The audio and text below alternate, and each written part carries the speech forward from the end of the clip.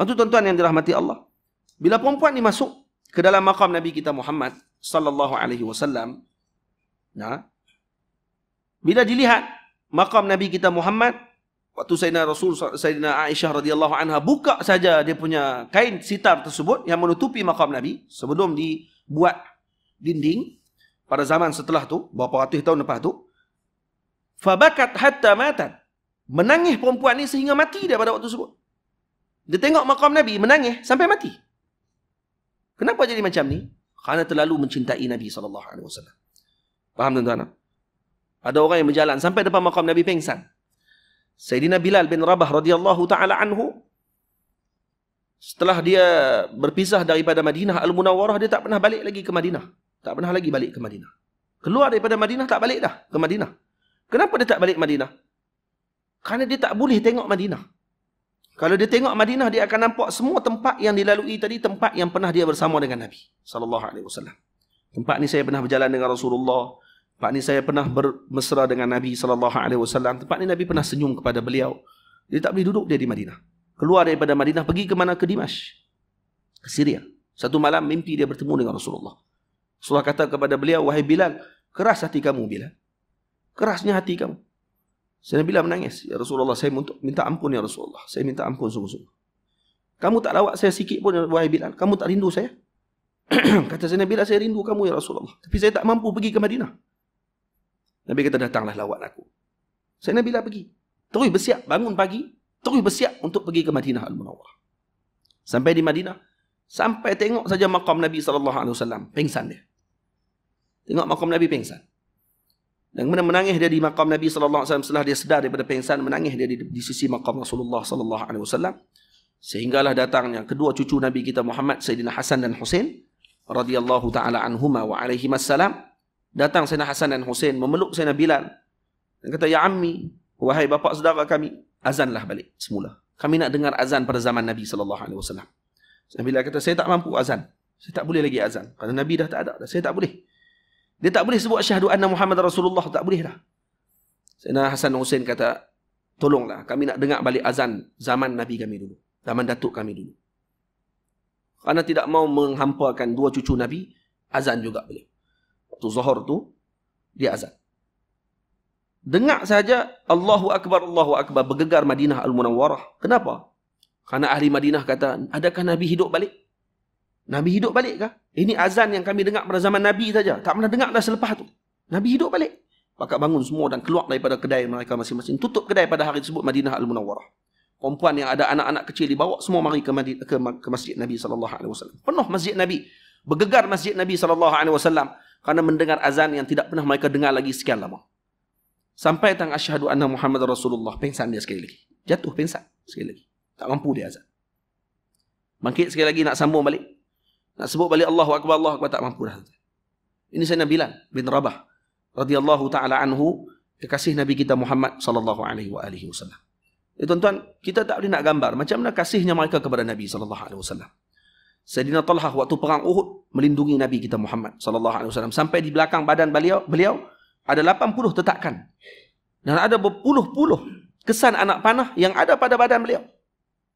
80 tu termasuk dengan tetakan dan juga termasuk dengan panahan anak-anak panah yang lekat di belakang badan beliau sehingga hancur belakang. Tangannya putus dalam peperangan. Tu pun masih lagi waktu ketika Nabi SAW dipukul oleh seorang musyrikin. Terpukul muka Nabi kita Muhammad SAW. Patah gigi Nabi kerana dibaling batu. Patah gigi Nabi. Dan kemudian dipukul pula dengan muka oleh seorang musyrikin. Saya terlupa namanya. Sampai terpecah topi perang Nabi SAW dan terlekat cebisan-cebisan besi daripada wajah Nabi SAW yang mulia. Siapa yang cabut, tuan-tuan? Siapa yang cabut besi-besi tersebut? Yang cabut besi-besi ini adalah Sayyidina Abi Ubaidah Al-Jarrah radhiyallahu ta'ala anhu, ahadul mubasysyirin bil jannah. Cabut dengan apa? Cabut dengan tangan? Tak, cabut dengan gigi. Dia cabut dengan gigi dia. Ni, besi-besi yang melekat pada wajah Nabi SAW ni, dicabut dengan giginya satu-satu sampai patah gigi dia. Kerana besi itu dalam, kerah, dicabut dengan gigi sampai patah gigi dia. Sampai macam tu sekali. Kenapa tak cabut dengan tangan? Saya tak mau dengan tangan.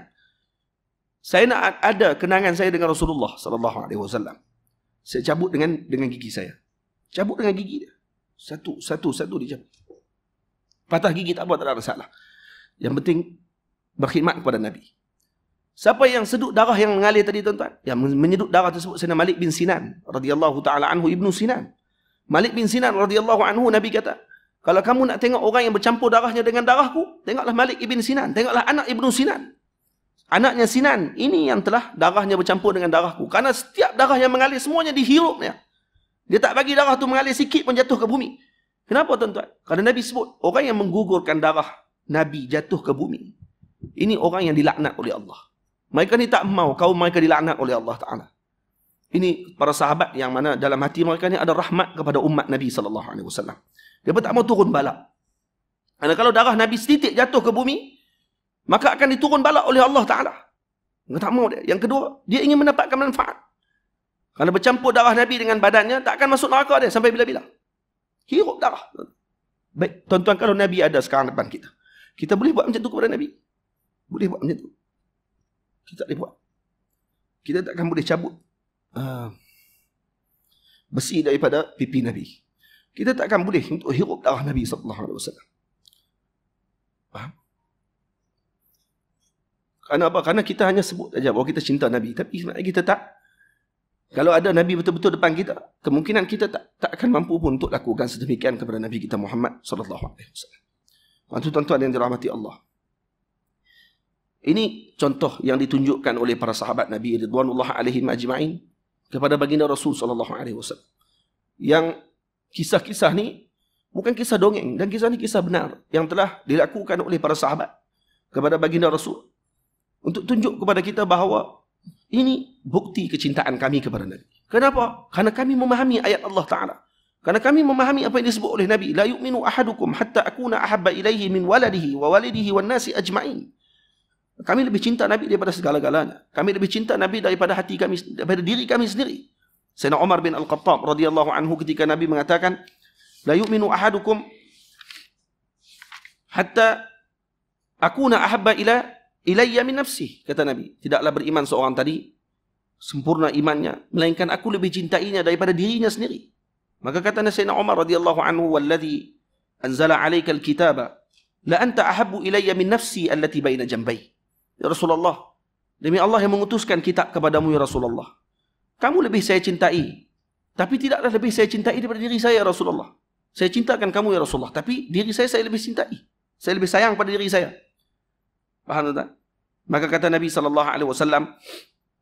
bila disebut macam tu, Nabi kata, tak, minta maaf, saya terbaca laju. Sayyidina Umar kata kepada Nabi, la anta ahabbu ilayya min kulli syai' illa nafsi. Ya Rasulullah, kamu lebih saya cintai Rasulullah daripada segala sesuatu melainkan diri saya.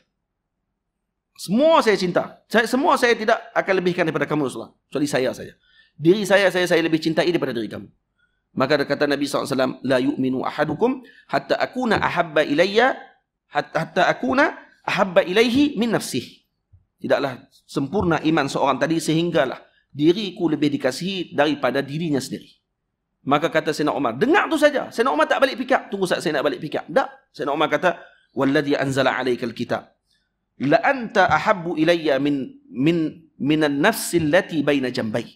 Ya Rasulullah, demi Allah yang mengutuskan kitab kepadamu, kamu lebih saya cintai daripada diri saya. Maka kata Nabi, al-an ya Umar, sekarang kamu telah mengetahui kebenaran wahai Umar.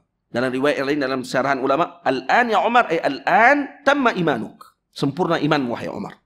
Sempurna imanmu wahai Umar. Tuan-tuan, ini iman para sahabat. Dan mereka buktikan dengan apa yang mereka ucapkan. Sayyidina Khubayb radhiyallahu ta'ala anhu ketika ditangkap oleh musyrikin Makkah. Waktu peristiwa Bi'ru Ma'unah. Ditangkap dia bersama dengan beberapa orang sahabat. Sayyidina Asim. Sayyidina Asim nak ditangkap, tapi dia telah bersumpah, saya tak akan membenarkan tubuh saya disentuh oleh musyrikin. Saya tak akan benarkan tubuh saya disentuh oleh orang kafir. Karena mereka berlindung di atas bukit. 70 orang ahli Al-Quran yang diutus oleh Nabi untuk mengajar Quran di satu tempat. Sampai di pertengahan jalan mereka ditipu. Dan kemudian mereka diserang oleh yang bawa mereka. Yang bawa mereka tu yang pergi mengadu kat Nabi tu. Kata, kami nak minta tolong bawa mai 70 orang di kalangan Qura yang boleh mengajar kami Quran di kampung kami. Boleh ataupun tidak? Nabi SAW dah bimbang. Nabi kata, nampak macam ada something. Tapi dipujuk. Akhirnya Nabi kata, boleh, lepaslah, pergilah. Nabi doakan mereka. Sampai tengah jalan, rupanya berlaku penipuan. Para sahabat bertahan di atas bukit. Mereka serang para sahabat Nabi. Ri'al, Zakwan. Pakat turun Nabi semua ni. Nak lawan dengan 70 orang sahabat. Dipanah mereka, dipanah. Dan syahid. Semua sahabat. Kecuali 3 orang. 3 orang tak syahid lagi. Dan 2 orang, bila mana yang lain pun pakai angkat dah bendera, kata turunlah, kami tak akan buat apa-apa kepada 3 orang kamu. Nah, 3 orang ni yang paling gagah. Ini ketua di kalangan sahabat pada waktu tersebut. Jadi minta turun. 2 orang, Sayyidina Khubaib dengan seorang lagi kata, kita turunlah. Tengok mereka macam dah janji yang betul itu. Sayyidina Asim kata, minta maaf. Saya tak akan turun sekali-kali. Saya akan lawan sampai ke darah saya yang terakhir. Saya tak akan benarkan darah saya, badan saya disentuh oleh musyrikin sampai saya mati. Kata beliau. Dia sumpah macam tu. Akhirnya dia terus berlawan. Dan dia syahid. Waktu dia syahid, umpamanya musyrikin dah letak dah. Nama-nama ni nak dibunuh. Dan ada seorang perempuan yang anaknya telah dibunuh. Ataupun suaminya, saya tak ingat yang mana satu. Dibunuh dalam peperangan. Salah satu peperangan dengan Nabi SAW. Yang dibunuh oleh siapa? Dibunuh oleh Sayyidina Asim. Maka dia nak kepala Sayyidina Asim. Dia kata, aku nak kepala dia. Sebab aku nak jadikan kepala dia sebagai tempat minum arak. Dia nak tengkorak Sayyidina Asim tu nak kerat, dia nak buat tempat minum arak. Macam tu sekali. Waktu Sayyidina Asim dah syahid, mereka nak datang dekat Sayyidina Asim. Allah Ta'ala utuskan tebuan yang tidak pernah dilihat. Tebuan yang sebesar tu. Penuh di atas badan Sayyidina Asim, melindungi beliau. Duduk atas badan. Seorang nak sentuh pun tak boleh. Bila pakai nak sentuh tak boleh, dia kata petang ni kita main lah. Petang ni kita main, mungkin tebuan dah terbang dah. Sebelum petang, Allah Ta'ala utuskan air. Ada mata air yang tak tahu datang daripada mana sebab tempat tu tidak ada air. Tiba-tiba datang mata air membawa jenazah Sayyidina Asim. Sampai sekarang tidak diketahui Sayyidina Asim ni sama ada dinaikkan ke langit ataupun dimakamkan ke dalam bumi. Yang ini disebut oleh Sayyidina Abu Bakar As-Siddiq radhiyallahu anhu. Sayyidina Abu Bakar kata, beruntung Asim. Hidupnya mulia, matinya pun mulia. Hidup tidak pernah disentuh oleh musyrik, mati pun badan dia dimuliakan oleh Allah. Tidak disentuh langsung oleh musyrikin. Dibawa terus oleh Allah Ta'ala, hilang. Tidak tahu di mana makam beliau. Sama ada diangkat ke langit, kata para ulama, ataupun dimakamkan dalam bumi, wallahu a'lam, tidak pasti di mana. Sayyidina Khubaib, waktu ketika nak dipancung, waktu ketika mana nak dijatuhkan hukuman bunuh, ditanya kepada beliau oleh Abu Sufyan. Abu Sufyan tak masuk Islam lagi. Tanya kepada beliau, wahai Asim, wahai Khubaib, kalaulah kami bagi peluang untuk balik semula ke Madinah, dan kamu bagi tukar dengan Nabi kita Muhammad SAW, kamu nak ataupun tidak? Dia kata, kalau saya lebih senang. Kalaulah satu jalan yang saya tahu Nabi akan lalu jalan tersebut. Dan saya sedang berada di rumah dengan keluarga saya. Dan kalau saya tahu Nabi akan lalu jalan itu, dan jalan tersebut ada duri yang akan dipijak oleh Nabi, saya tidak akan senang berada dalam keluarga saya pada waktu tersebut, selagi mana saya sendiri tidak lalu jalan itu dan pijak dulu duri tersebut sebelum Nabi lalu. Biar saya pijak dulu, tak apa. Jangan Nabi yang pijak. Maka kata Abu Sufyan, saya tak pernah tengok orang yang kasih betul dengan Muhammad seperti sahabatnya kasih kepada Muhammad. Ini ajaib betul dia kata. Orang yang ada sikap, nak mati dah pun macam tu lagi. Dan beliau orang pertama yang mendirikan solat sunat qatl. Solat sunat 2 rakaat sebelum dibunuh. Tidak ada. Ini bid'ah pertama yang dilakukan. Dan kata ulama, ini bid'ah yang dilakukan pada zaman Nabi SAW.